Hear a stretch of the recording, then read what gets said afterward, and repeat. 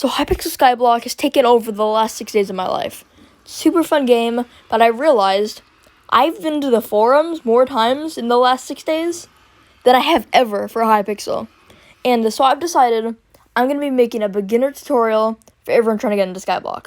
So let's get right into that. Alright, so here I am in the hub, and we're going to be going over the few locations in Skyblock on the map behind me. The first location everyone is going to visit is the hub. This includes the bazaar, the bank, the auction house, and many more places we'll go over in this video. Usually the second place people visit is the farm. This has like wheat, pumpkins, carrots, potatoes, melons to farm here, as well as cows, pigs, and chickens. This is taking forever, so I'm going to rapid fire the rest. There's also the Mushroom Island, the Gold Mine, the Deep Caverns, the Spider's Den, the Nether Fortress, and the End. I know it sounds like a lot, but this guide should help you explain it a lot. First, I'm going to be talking about collection. This is one of the most important things in the game, so we're going to go to farming, for example. The more of one item you collect, the higher your collection will level up. Different collection categories can give you different stuff. Like, for example, go to potato. The more you level up potato, the more items you get. So if you're collecting, let's say, 1.7 thousand or 50,000, you get a hot potato book recipe, which is something very important for your weapons. But yeah, it's all you really got to know. There's also, for example, like, if we go to raw pork chop, which I've not done that much, at the end, there's a really good sword, the pigment sword. So this is why there's a lot of people will grind one certain item. It's not too complicated, pretty simple. And so, for example, there's foraging, farming, mining, and, they can have all these different items. Like, for example, I'm doing Ender Pearls a lot right now to try to get the aspect of the end sword. Not too complicated, but just kind of keep that in mind. One of the big things you'll find in the hub is the auction house. Basically, here you can buy and sell weapons, accessories, blocks, tools, basically anything you can get in the game. You can sort it. You can just put up a price and someone can buy it instantly. You can view the items you've bid on. You can collect your money afterwards. Like, for example, you can create your own auction for an item. It's a very cool system. And then behind there's the bazaar. This is really similar to the stock market, where you buy an item for a certain amount of coins by creating an offer, and then you can sell it for, hopefully, more money. I could go into this really in-depth, but maybe I'll make a video in the future on kind of how to bazaar flip. But yeah, as for right now, this is just kind of a stock market. Do need to level up a few skills to level 7, though, so keep that in mind before you try to come here. Basically, I'm also going to be talking about stats here, where you have health, defense, strength, speed, crit chance, crit damage, intelligence, and all that. You get that by putting on better armor. You increase that. You can also get talisman, which you can search up another guide for that, or I'll make one in the future.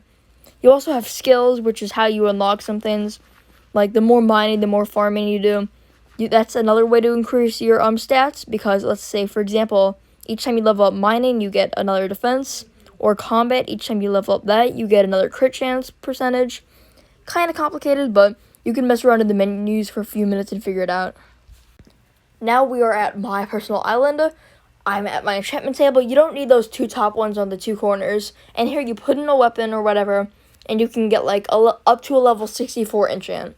Now, enchants are very important in this game because, like, let's say for armor, it can get you really good protection, for example, or on a weapon that could have, I don't know, like, up to, 15 enchants. It's really important to make sure you can optimize that and learn how to do that. You can also craft enchants, which increases your anvil uses. I'm not going to go into how to save XP by doing this because you can watch other tutorials for that. But, I mean, there are multiple ways to get enchants. If you take a Prot 4 book and a Prot 4 book and put them together in an anvil, you get a Prot 5 book. And you can do that with any other enchant, really, that you can unlock.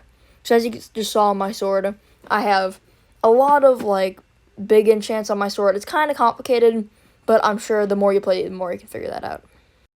So in editing, I realized I didn't do the best job of explaining enchants, so I'm going to go over that here. There are only some enchants you can get, and to get the enchantment recipes, you have to, level up a certain collection.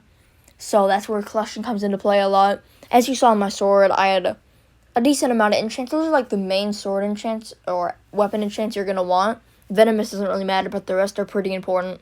And to get those enchants, you can put a book into a enchantment table, or you can buy it off the auction house. There are guides that you can find online on YouTube on how to enchant well. So that's a better way of explaining it.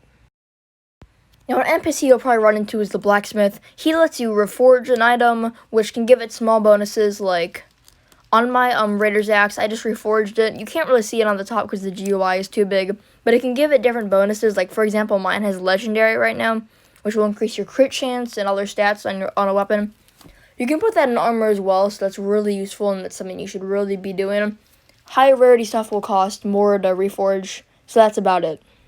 The Nether Star has other important stuff such as the wardrobe, where you can quickly switch between armor sets, but you have less when you are a non. You have an accessory bag to put in talisman, you have an ender chest and a quest log, so that's a lot of tools you have at your disposal that kind of help you. Here's the bank guy. You earn interest you can withdraw. If you have it in your purse instead of in the bank, when you die you lose half of it. Pretty self-explanatory. Very early on, you're going to want to walk up to the top right corner and go over to this little hay field right here. That's a good way to kind of get your way into exploring and get your first couple farming levels. Then you can move on to the barn. And basically the barn is like a much more advanced version of this. It's got wheat everywhere that generates on its own, as well as other animals, and some more collection to level up, like potatoes, carrots, melons, pumpkins, You heard all this in the beginning. Can't find any animals right now, but you're just going to have to believe me on it. But yeah, carrots are up here. There's a cow right there, just, I'm not lying.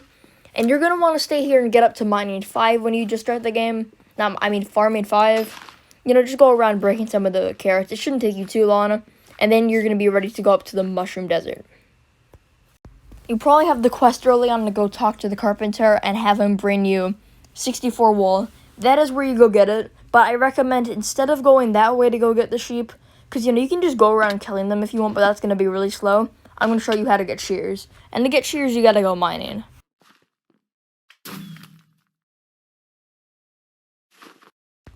Now we're at the coal mine, which is near the front of the hub. Just go straight in. And as you can see, around here, there is some coal.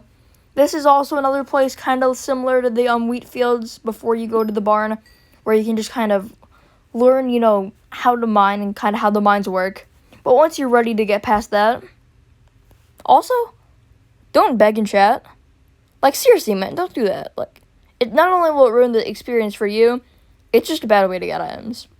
But ignoring that, let's go to the gold mine right here, which I don't know if there's a requirement to come here for mining, but this is where you're probably going to buy your first armor and do your first, kind of big quests. If you come over here, you're going to see 2 people, the gold forger and the iron forger. I recommend, if you want, you can buy gold armor, but you don't really have to. The most important people here are going to be Rusty, who can give you telekinesis on a lot of, tools, which will automatically put mob drops and blocks in your inventory. And then the lazy miner. You can search up how to do his quest, and then come back to this video. I've already done that quest, so I'm just going to go deeper into the mine. Here you have to get to mining level 5, I think it is, like it was for the farm. I recommend just coming up here, breaking all the iron up here, then going into a new lobby and coming back. It's going to take a little bit of time, but the reason you're doing this is because once you've done this for a little bit, you can go to the deep caverns, which once I'm done mining this a little bit, as you can see, telekinesis brought it straight into my inventory, and my mining level will go up. Once you get to about 5, you're going to gain some defense, but you also unlock access to the deep caverns, which is just along here. Now, this is honestly one of my favorite places just because of how well it's made if you just watch it. It's super cool, but anyway, we're going to get into what to do here. So when you first come to the deep caverns, you're going to land right here in front, and I highly recommend just kind of getting yourself familiar with the first level. As you see, you can go left and right. I recommend at the very back, go right, and go talk to this guy. Basically, he runs a lift where once you've discovered a floor of the 6 floors, you can instantly travel to it. It's super useful. But at the very start, you're going to be in the gunpowder mines where, random creepers respawn. Make sure those don't hit you. And then you can just kind of get yourself familiar with this part. You're not going to spend much time on this top floor, but the real grinding is going to start when you get over here, around the corner, and then down that staircase right there, which will lead you to the lapis mine. While you can waste your time here mining lapis, get a little bit of XP, what you're mainly going to want to do is come around and kill the lapis zombies. Now, this could take about an hour, but these lapis zombies have a chance of dropping some of their armor pieces called lapis armor. I have some in my inventory right now that I'll get to in a minute. And basically, this is going to be your first armor set of the game, as well as you can come over here and talk to the lift operator who will unlock the spot. But I came in here to show you the lapis armor. It gives you a cool full set bonus of giving you more health, which is why it's a great thing to get very early on in the game. So I highly recommend getting that stuff, which is when you're ready to keep exploring the mines. I recommend once you've gotten lapis armor, just real quick, go down to every floor of the mine and just kind of see what it's like down there. So you can unlock everything for the lift operator, the slime hill, obsidian sanctuary, all that, and then you're ready to go on more. You can also get iron here, by the way, to get your shears for the quest. Now here we are at my island, where I'm going to introduce you to minions. These are some of the biggest parts of the game because when you're not on your island or not on the game, these can be getting you items and money while you're offline or while you're just somewhere on your island. You can upgrade these guys using, for this guy example, a lot of diamonds or enchanted diamonds. This will also level up your collection XP, which is why a lot of people will use it compared to just doing the straight grind. You unlock the minion on tier 1 of pretty much everything. Like here I have enderman minions here because I am not strong enough to kill the ones in the end. We also have potato minions over here. These are a good way to kind of, I don't know why they teleported, but it's kind of a good way to get yourself into minions by using potato minions. And just kind of like experiment with them. Maybe go to the forums, but basically they produce for you. You can give them upgrades. It's kind of complicated, but I'm sure you guys can figure it out. I recommend once you made some money, go to the auction house and try to get some ender armor. This is the armor I couldn't currently have now because I have just finished the early game, which is why I'm making this tutorial. You can usually get it for pretty cheap. I don't recommend buying already enchanted ones because that's going to raise the price unnecessarily high. You can probably get a full set for 100k if you're lucky, which may sound like a lot, but you can get a decent amount. So yeah, here are all the locations again, and we're going to be heading over to the next location. Once you've completed the lumberjacks quest over here, which is to the left of the spawn, you can come over here, mine a lot of the trees here to level up your foraging. I don't have a good axe on me, but, it's an option. It'll unlock you more recipes and stuff under the foraging category, which is why it's, pretty cool thing. Oak is especially important because it can get you storage to put next to your minions so that they can hold more while you're gone. But then once you've kind of done a lot of oak, you can go over here, which leads you to the park. And this place is going to have every other type of wood that you can get in the game. Alright, I also did not do a good job of explaining that. The park has a lot of other NPCs as well as wood, where you can get the other types, not just wood. That's basically all it is to the park. I don't know why I made that so complicated. Near spawn, you can go through the graveyard, which if you go all the way to the back, you can go over here to the spider's den. You might need to have a combat level. I'm not 100% sure though, but yeah, here's the spider's den. Now this area, if you're here with like less than ender armor, even with ender armor in some cases, you're gonna die a lot. But they do have some pretty easy spiders here near the bottom, but they do get pretty annoying. So if you want to get, your string collection at least found in your spider eye, that's an option. Other mobs can spawn here too, but I'm just going to grapple past all this. By the way, I haven't mentioned this yet. You should definitely get a grappling hook. I mean, you can buy it pretty cheap on AH instead of making it, and it's pretty good. That's another fortress over there. I haven't been there enough to really give you a good top guide on it. So you can find that somewhere else, but it's got some blaze and some wither skeletons. I don't know much about it, but the most important thing you're going to go to is the end. This is where the late game players spend pretty much all of their time. This is where I've started spending my time. You need to have a combat like 8 here to come here, which you can get into Spider's Den or the Graveyard. And here you can see people are fighting Endermen. This is how you would usually get Ender Armor, by killing them. But it gets even more intense the farther down you go. So I don't do much damage right now, but there's an Enderman gone, and it gives you Ender Pearls. Pretty cool. There's also an Ender Merchant right here that you can use to kind of get stuff. I recommend trying to camp Endermen if you're not strong enough to kill them. It's always an option. Now, I'm heading over to the park right now to show you how to survive in the end. Because just because you have Ender Armor and can survive a few hits Doesn't mean you're going to be killing anything, which is why the park is a pretty important place, because you'll meet an NPC that can sell you a pretty good sword. If you go over to this little hut right here, you're going to see a Viking NPC. Let's just go through the doors right here. Make sure you come in with a few things and a little bit of money. He's basically going to forget his memory every time, and you're going to have to redo it. So make sure you have the proper stuff before you come. You need an enchanted water bucket to get rid of that fire. You're going to need to put a fish in there. And you're going to need a fish hat to kind of splash, the sound of the water. You can, search up a guide on that. But make sure you have 130,000 coins.